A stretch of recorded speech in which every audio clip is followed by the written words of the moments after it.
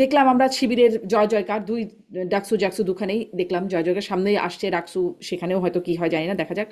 তো এটি আসলে শিবির বা মানে জামায়াত কি বার্তা দিল, কি বার্তা পেল, বিএনপি কি বার্তা দিল, কি বার্তা নিজেরা পেল, আর এনসিপি যারা যাদের কথা জনাব এম এ আজিজ বলছেন নিঃশেষ হয়ে গেছে, তাদেরও আসলে কি অবস্থান, তারা কি বার্তা দিল আর নিজেরা কি বার্তা পেল বলে মনে হয়? কারণ এরাই তো প্রথম সারির দল, তাই জিজ্ঞাসা। জি। আজিজ ভাই যেটা বলেছেন সেটা দিয়ে শুরু করা উচিত যে ছাত্রদল কেন কমিটি করতে পারবে না, বা হলে কেন কোনো রাজনৈতিক কমিটি হবে না, যেখানে শিবির সদর্পে ঘোষণা দিচ্ছে যে তারা শিবির সমর্থিত বা শিবিরেরই লোক তারা, এবং আপনারাও আমরাও সকলেই বলছি যে শিবির জিতেছে। তো যদি বিজয়ী হয় শিবির, আমরা পরাজিত হয় ছাত্রদল, তাহলে কমিটি করতে পারবে না কেন? কমিটি করতে বাধ্য হওয়ার কারণ কি? কারণ হচ্ছে কমিটি করলেই সেই কমিটি একটা কাজ করবে হলের মধ্যে, এবং সেই কাজের সুযোগ ছাত্রদলকে দেওয়া হয় নাই। এনসিপি হোক বা সাধারণ ছাত্র জনতা নাম দিয়ে যে তাদেরকে ধাওয়া দেওয়া হয়েছে, হঠাৎ যে রাতের 12টার সময় আহ মেয়েরা নেমে এসেছিল রাস্তায় যে না আমাদের হলে কমিটি হবে না, এইসব বলতে, এই বিষয়গুলো যে উদ্দেশ্যমূলক সেটা তো বোঝা গেছে। এখন ধরেন রাজনৈতিক পরিকল্পনা সব দলেরই থাকতে পারে সামনে, আহ জাতীয় রাজনীতিতেও এই ধরনের কোন রাজনৈতিক পরিকল্পনা তার সাফল্য ব্যর্থতা আমরা দেখতে পারতে পারি, কিন্তু এটা কোনো অন্যায় কিছু না। রাজনৈতিক পরিকল্পনা যে কোনো দলেরই থাকতে পারে, কারণ তারা পরিকল্পনার মাধ্যমে বিজয়ী হবেন, তারা তার মারামারি করে বিজয়ী হবেন না। ভোট নিবেন, ভোটের মন যেভাবে জয় করা যায় সেভাবে জয় করার চেষ্টা করবেন। কিন্তু যেখানে সমস্যা সেটি হচ্ছে যে আপনি যদি লক্ষ্য করেন দেখবেন যে ছাত্রলীগ ছাত্র দল এই যে রাজনীতি, সেই রাজনীতিতে মাদার পার্টি তাদের নেতা নেত্রী ঠিক করার ব্যাপারে প্রভাব বিস্তার করে। কোন এক বৃদ্ধ ডেটা এক্সপায়ার্ড নেতা ঠিক করে যে ছাত্রলীগের সভাপতি কে হবে। এখানে ওবায়দুল কাদের গ্রুপ, নানক গ্রুপ, এরকম গ্রুপ আমরা দেখেছি। আবার এদিকে এই পাশেও আমরা ছাত্র দলও দেখেছি, ছোটখাটো গ্রুপিং বা বৃহৎ গ্রুপিংও দেখেছি। তো এই যে আমি দু একজনের নাম বললাম, এরা কবে কোন কালে ছাত্রলীগ এর নেতা ছিলেন, ছাত্র নেতা ছিলেন, সেই জিনিস কাজে লাগিয়ে তারা মাতব্বর হয়ে তারা সমস্ত কমিটি ঠিক করে দেন। কমিটি তৈরি করার সময় টাকা পয়সা লেনদেন হয়। এই যে জিনিসগুলি, এইগুলি এই দলগুলিকে, এই বুর্জোয়া রাজনৈতিক দলগুলির যে কমিটি, সেগুলিকে ক্ষতিগ্রস্ত করেছে। আপনি দেখেন কমিউনিস্টদের হয়ে রাজনীতি করা মেঘমল্লার এতগুলি ভোট পেয়েছে। শামীম একজন স্বতন্ত্র প্রার্থী, সে ঢাকা বিশ্ববিদ্যালয়ে এতগুলি ভোট পেয়েছে। কারণ কি? এর কারণ হচ্ছে যে এই যে উপর থেকে চাপিয়ে দেওয়া নেতৃত্ব, এটা বন্ধ করতে হবে। রাজনীতিতে জনপ্রিয় নেতাকে জনপ্রিয়তার মাধ্যমে ছাত্রদের মধ্যে থেকে উঠে আসতে দিতে হবে।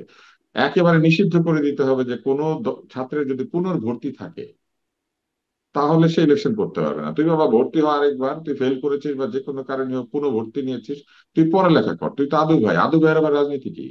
রেগুলার স্টুডেন্ট না হলে তাকে কোনোভাবেই ভোটে দাঁড়াতে দেওয়া উচিত না। রেগুলার স্টুডেন্ট ভোটে দাঁড়াবে, সে সময় মতো পাস করবে, চলে যাবে। কিন্তু আদু ভাইয়েরা বসে থাকে বা আদু ভাই হয় ইচ্ছা করে, এবং এটা কিন্তু আমাদের সময় রাজনীতির খেলা। আপনি দেখবেন মান্না সাহেব এসে একবার চিটাগাঙে ইলেকশন করে আবার ঢাকায় এসে ইলেকশন করেছেন। আমরা তখন ভাবতাম এগুলো স্বৈরাচারের বিরুদ্ধে বিরাট প্রতিবাদ। আসলে এগুলো অপরাজনীতি। এবং একইভাবে বাবলু সাহেবও করেছিলেন। তারপরে একইভাবে মোশতাক ভাইও করেছিলেন। হ্যাঁ, সুলতান মোহাম্মদ মনসুর এক প্রাপ্তবয়স্ক লোক, সেই লোক এসে এই কাজ করেছিলেন। এরা সব ছাত্রত্ব ত্যাগ করে এক একজন আঙ্কেল ছিলেন তখন। কিন্তু আমরা বুঝতাম না, আসলে আমরা ভাবতাম যে এরশাদ তাড়াতে হলে আঙ্কেল লাগে। কিন্তু এখন তার এসব তাড়ানোর জায়গা নাই, এখন তো আঙ্কেল লাগে না।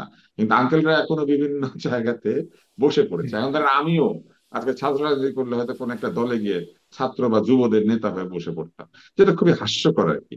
এই হাস্যকর রাজনীতি প্রবণতার থেকে কিন্তু শিবির আলাদা। এটা চিন্তা করতে পারবে, শিবিরের নেতৃত্ব কিন্তু কারো বাপ মা দিয়ে ঠিক হয় না। এবং আপনি যদি প্রশংসা করতে না পারেন আপনার শত্রুকে বা যেই হোক আপনার, এটা হচ্ছে আরেকটা ছোট লোকই। হুম। যদি তারা তাদের পার্টির মধ্যে এক ধরনের প্রক্রিয়া চালু করেন, যে প্রক্রিয়া তারা কাজে লাগাতে পারছে, তাহলে যেটা ভালো সেটাকে ভালো বলতে হবে। এটা তো অবশ্যই ভালো। বাপমা দিয়ে কি আসলে রাজনীতি হবে নাকি? বাপমা দিয়ে কি আমাদের ধর্মেও আছে নাকি যে বাপমার হিসাব ছেলে মেয়ে বহন করবে বা ছেলে মেয়ের হিসাব বাপমা বহন করবে? আসলে নাই। উন্নত বিশ্বে তাকান, ট্রাম্পের বাবা কে, তাই না? ওবামার বাবা কে, ক্লিন্টনের বাবা কে, মার্গারেট থাচারের বাপ কে? আমরা তো তাদের আব্বাদেরকে চিনি না। কিন্তু আমরা এখানে আমাদের ছাত্র রাজনীতি বলেন আর রাজনীতি বলেন, সবার আব্বা আম্মা 14 গোষ্ঠীর নাম জানি।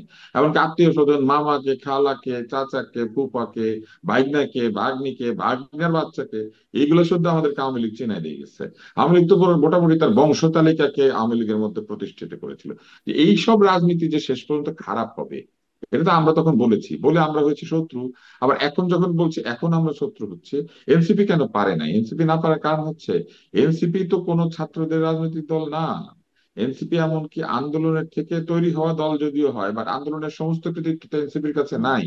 এই শিবির আন্দোলন করেছে, ছাত্রদল আন্দোলন করেছে, যারা অন্যান্য বিরোধী শক্তি তারা আন্দোলন করেছে। আন্দোলনের পরে সেই সব তরুণরা যার যার দলে ফেরত গিয়েছে। তারা কি এনসিপি রাজনীতি করার জন্য বসেছিল? তা তো বসে থাকে নাই। যে কারণে ছাত্রদের রাজনীতি যেহেতু এনসিপি আগে করে নাই, এনসিপির নেতারা যেহেতু নিজেরাও ছাত্রলীগ, ছাত্র শিবির, ছাত্রদল থেকে এসেছেন, তাদের অতীতের রাজনীতি তো এইসব দলের সাথে, তো স্বাভাবিকভাবেই তাদের সমর্থকরা তো তাদের আগের দলে রয়ে গিয়েছেন হুম, এবং তারাই এখানে ভোটাভুটি করেছেন। যে জন্য এনসিপির সমর্থিত যদি কোনো জি, অংশ থাকে, তারা ভোট নিতে পারে নাই।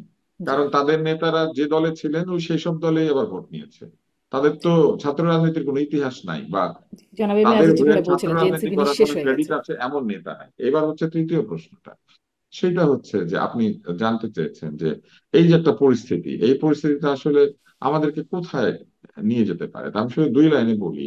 এইটা হচ্ছে যে এইটা হচ্ছে ডিপলিটিসাইজেশনের বা বিরাজনীতিকরণের প্রথম একটা ফলাফল আমরা দেখতে পাচ্ছি, যেখানে ছাত্ররা এখন কোনোভাবেই রাজনৈতিক প্রজ্ঞা আছে এমন নেতা নির্বাচনের চেষ্টা করছেন এবং তারা ধরে নিয়েছেন যে বিশ্ববিদ্যালয় প্রশাসন কিছু করবে না। তার রুমের ফ্যান বিশ্ববিদ্যালয় প্রশাসন দিবে না, তার বাথরুমের কমোড কিংবা তার বাথরুমের যে সিঙ্ক বা বাথরুমের যে কল, সেটা বিশ্ববিদ্যালয় প্রশাসন দিবে না। মানে বিশ্ববিদ্যালয় প্রশাসন তারই কিছু দিবে না। একটা পড়াবে, কিন্তু শিক্ষক নিয়োগ করবে, রেজিস্ট্রার বিল্ডিং এ যাবে, অনেক দেন দরবার করে সার্টিফিকেট পাবে, সে হুম, একদিন বাইরে আসবে। এইটুকুই হচ্ছে বিশ্ববিদ্যালয় প্রশাসনের কাজ। কিন্তু বিশ্ববিদ্যালয়ের যে ভৌত সুবিধাদি, এই সুবিধাদি নিশ্চিত করা যে প্রশাসনেরই কাজ। এইটা ছাত্ররা ভুলে গিয়ে ভাবছে যে এটা ওই ছাত্রদের লোকজন করে দিবে, মানে নেতা নেত্রীরা করে দিবে।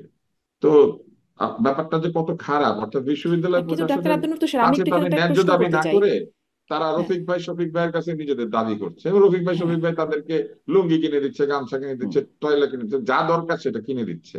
তো এই কিন্তু আপনি রাজনীতিটা বলছেন আসলে এখানে একটা বিরাজনীতিকরণের জায়গা তৈরি হয়েছে, অবশ্যই, ছাত্ররা এখন নিজেদের অবশ্যই, ব্যক্তিগত এবং ছোট ছোট পুরোপুরি স্বার্থ যে বা যা যা বিরোধীকরণ দরকার হয়ে সেই হয়ে বিষয়গুলো যাচ্ছে, দেখাচ্ছে। কিন্তু আমি এটাই প্রশ্নটা কিন্তু ডাক্তার আব্দুল ব্যাপার। হোসেন আপনি এটা দেখেন করতে যে চাই। আওয়ামী লীগ নাই, বিএনপি নাই, হ্যাঁ, কমিউনিস্ট পার্টি নাই, কোন স্বীকৃত রাজনৈতিক দল নাই, এমনকি একটা রাজনৈতিক দল নতুন গজিয়েছে তারাও নাই।